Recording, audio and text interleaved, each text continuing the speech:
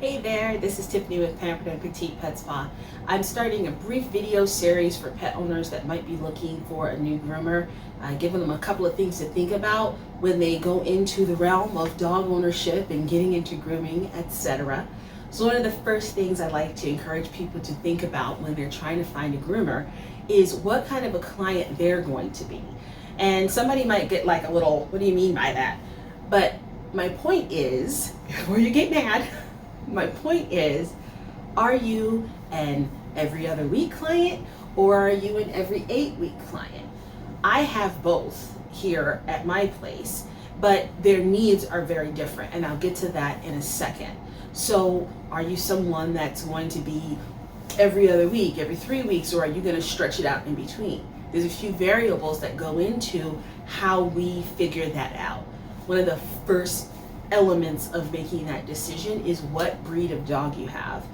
If you have anything that grows out and then down, you're definitely going to shave off some time between grooms. You're going to automatically be more high maintenance and on the regular side of things. Shih Tzus, Poodles, Oodles, Bichons, anything fluffy like that, definitely going to be more often than not that you're going to be seeing a groomer.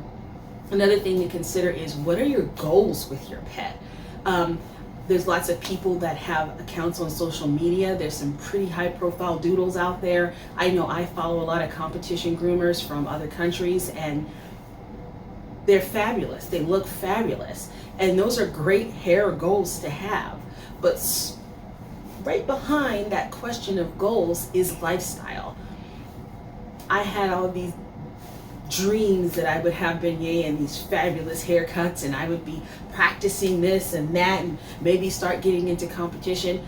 But I found personally that at the time I was mobile, so I really didn't have all of the tools at my disposal to really get that kind of a groom going for him.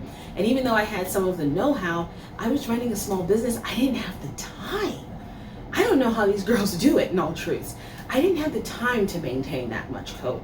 So now here we are 4 years later, and even though he's still got way more coat on him than the average pet does, he is nowhere near as fancy as I wanted to do with him. It did not match my lifestyle. The same might be true if you was a pet owner. There may be a favorite dog you like to see, or maybe a breed profile you've seen at clips of a dog show and you think, I want that on my couch. That's what I want right there. You gotta keep in mind, what's your lifestyle? Are you hiking every day? Do you have an adventure dog? Are they swimming? Are you going to be brushing every other day? Are you going to be trying to groom at home in between to save some money?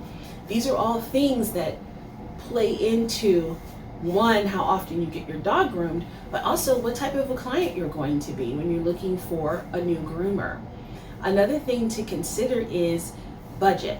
But you notice I mentioned it at the end of all that other stuff, because that's the topic for a whole different video that we'll get to another time. But anyway, I hope that I gave you something to think about, and I'll see you next time.